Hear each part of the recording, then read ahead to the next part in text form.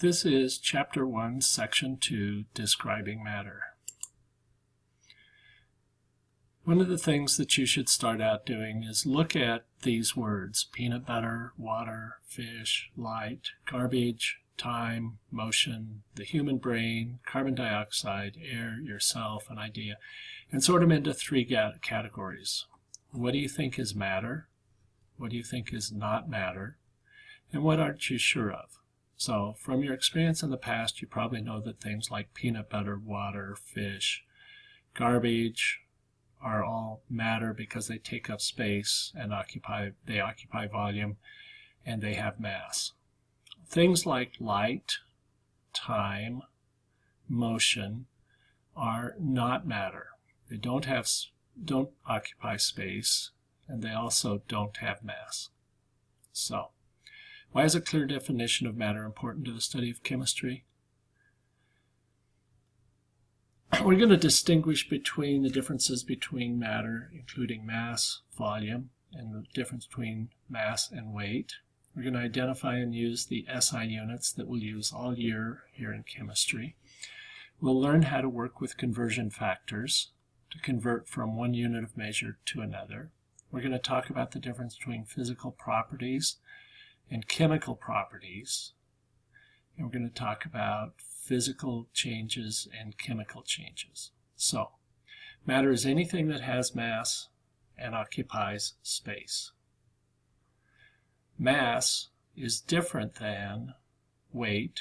Mass is the quantity of matter in an object, and the mass on the moon, the mass in outer space, and the mass here on Earth would all be the same.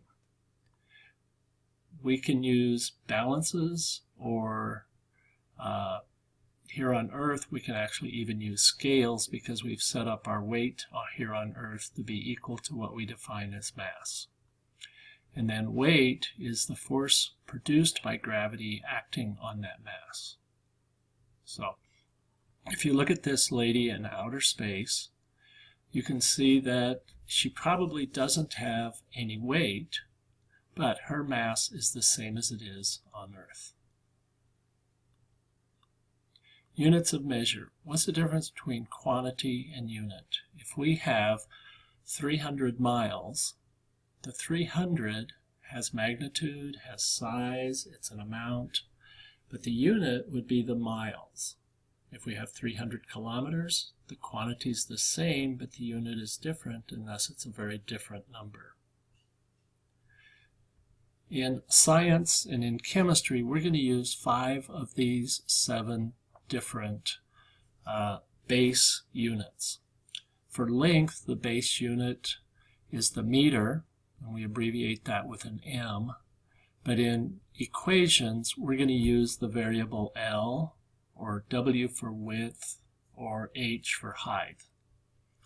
Mass, the standard unit of measure, or the base unit of measure, is the kilogram, but when I think of it, I think that most of the time we're talking about grams, because a kilogram is 1,000 grams, and when we talk about prefixes, we're going to be talking about putting milli, centi, deci, kilo in front of the base unit, and a kilogram doesn't make sense, but a kilogram does.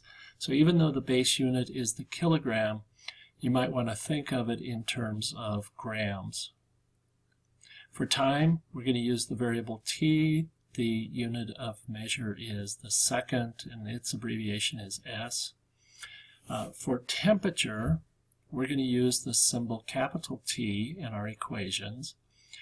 The standard base unit is the Kelvin. It's abbreviated K, and we will use that when we're doing some very specific calculations later on. But most of the time, instead of Kelvin, we'll be using Celsius. 1 degree Celsius is equal to 1 Kelvin. They just have different starting points. And then probably the most important new unit for you is going to be the amount of a substance. We need counting units, and what we use in chemistry is called the mole. The mole, the symbol we use in the equation is N, and the abbreviation is MOL. In physics, you'll use electric current and luminosity but we won't be using that in chemistry. So, as you can see from this slide, Système International des Units, or SI, is a French, what do you want to call it? The name is French, and we abbreviate it as SI, the International System of Units. When we're using the International System of Units, we often find that the base units can be too big if we're looking at the size of a proton or electron or even a molecule of DNA. And sometimes it's too small if we're talking about distances across the universe or weights or some things like that. So we're going to use what you've come to know as prefixes for the metric system. The base unit, and in this case we're just going to talk about a meter. The base unit is a meter, and in 1 kilometer we have 1,000 meters. And if we look at a millimeter, there are 1,000 millimeters in 1 meter. So as you can see, they're getting smaller as we go down here. You're going to need to learn these prefixes and learn how to convert from one to another. Okay, so length, we use kilometers, decimeters, centimeters, millimeters. For very small things, we use a micrometer, which is 1/1,000,000th of a meter. A nanometer is 1/1,000,000,000th of a meter. For volumes, this is what we call a derived unit because it is cubed. We have to take several base units and multiply them times each other. The liter is the base unit for volume, and so we can have a cubic centimeter is equal to 1 milliliter.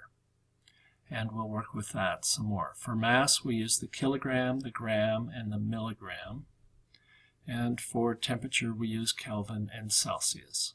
So 0 degrees Celsius is equal to 273 Kelvin.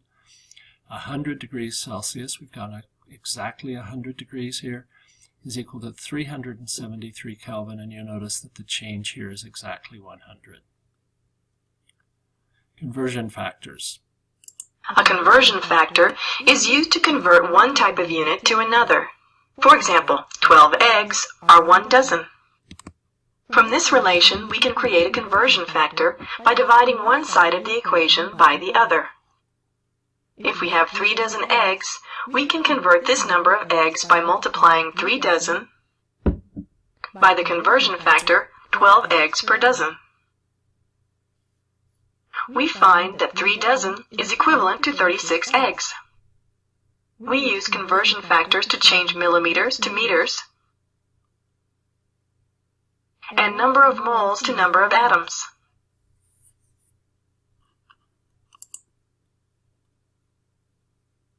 Okay, a conversion factor is a simple ratio that relates two units that are equal to each other. So an example is you can construct a conversion factor between kilograms and grams as follows. We know that 1 kilogram is equal to 1,000 grams. So we can write 1 kilogram over 1,000 grams, and because they're the same size, mathematically they're equal to 1. So we can think of a conversion factor as something that is equal to 1, and we can turn it upside down, right side up, and they're both equal to 1 so that we can use them either as this kind of a fraction with 1 on top and 1,000 grams on the bottom, or we can use it this way, 1,000 grams on the top and 1 kilogram on the bottom. And you'll understand what this is later. Okay, so if we were to convert 0.851 liters to milliliters, the first thing we would do is the equality or the relationship between the two units. We know that 1,000 milliliters is equal to 1 liter. The conversion factor needed must cancel liters out and leave milliliters. Thus, liters must be on the bottom of the fraction and milliliters must be on the top.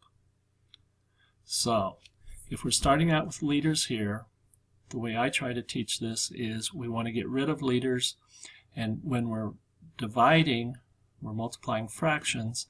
When I have one on the top and one on the bottom, they cancel. And so I'm going to multiply the numbers on top and divide by the numbers on the bottom. So 0.851 times 1,000 gives me 851. Because liters have canceled, the label on my answer is now milliliters. A derived unit is created when we take base units and derive, if you will, another unit of measure. These units are derived by multiplying or dividing base units by one another. So, as you can see, speed is the distance traveled over some unit of time. So, the two base units we're going to use meters and we're going to use seconds. So, meters per second is a derived unit from those two base units. If we're calculating area, it's found by multiplying the length by the width. So I have meters here, and the answer is meters squared. Volume is another commonly used derived unit. So volume is three-dimensional. The volume can be derived by calculating the length times the width times the height. And if we are looking at something that is meters on one side, meters on width, and meters on height, we will get cubic meters. This unit is too large and inconvenient in most labs, so we usually use what's called a liter.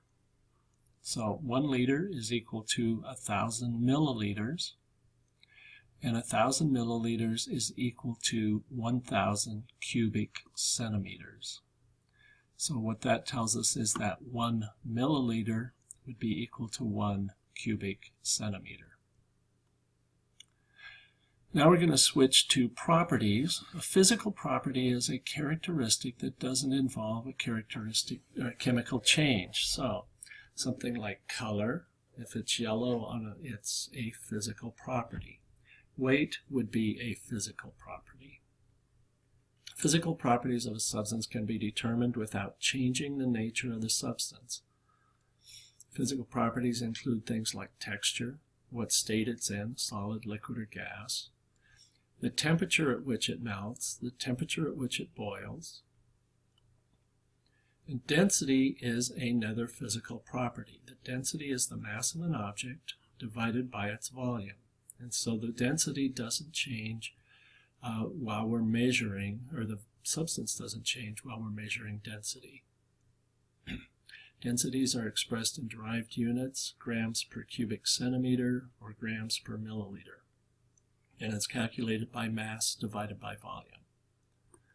If we were to take different volumes of a substance, as you can see here, we have 5 milliliters, and we go up here and we notice that at 5 milliliters, it's about 13 grams. If we go here to 10 milliliters, and we go back here, we see that it's about 26 or 27 grams. If we plot these, as we add more and more volume, the mass goes up by a linear relationship. So, density is equal to mass divided by volume. The density of a substance is equal to the mass of the substance divided by its volume. Okay, so density can be used to identify many substances. You'll notice that hydrogen gas has a very, very, very, very small density. Hydrogen gas in a balloon causes it to rise. Carbon dioxide is not quite as small, but it's still much smaller than water. And you'll notice that we use generally, when we're thinking about water, 1 gram per centimeter cubed, or 1 gram per milliliter. And then something like gold, which we think of as being very heavy, is 19.3 grams per milliliter. And osmium is even heavier than that. So These are all at 1 atmosphere and at 25 degrees Celsius. Chemical properties, on the other hand, are a substance's ability to participate in chemical reactions. A chemical property of many substances is they react with oxygen. So that example, rusting for iron. Some substances break down into new substances when heated. Comparing physical and chemical properties. So here's iron. Malleability means the ability for it to be bent. Here's red food coloring. Its color is red. That's a physical property. The chemical property of this same nail is that it rusts. A chemical property for this red food coloring is it will react with bleach and actually turn into a clear liquid. Sometimes, a chemical reaction will make gas. If this occurs in a liquid, you might see bubbles. For example, when we add vinegar, an acid, to a solution of baking soda, which is a base, a lot of fizzing occurs because carbon dioxide is released. So what we're talking about here, what are 4 different ways we can tell if a chemical reaction might have taken place? As you know, boiling water seems to create bubbles or a gas. So not every time we see gases created are we talking about a chemical reaction, but in this case, a new substance has been formed. Some chemical reactions produce a precipitate. When a solution of blue-tinted Epsom salt is added to a solution of water and household detergent, a precipitate forms. Okay, a precipitate is this solid that creates when 2 liquids are formed, and the solid could sink to the bottom. A color change is also a useful indication of a chemical reaction. Indicators, such as phenolphthalein, change color when a solution reaches a certain pH. We can tell that certain chemical reactions have occurred because the pH of the solution has changed. And then a 4th way we can tell whether or not a chemical reaction may have taken place is such as you may have seen on the 4th of July. The production of heat or light is a strong indication that a chemical reaction has occurred. Fireworks are a good example of a chemical reaction that produces heat and light. Okay, next we will look at section 3, how we classify matter.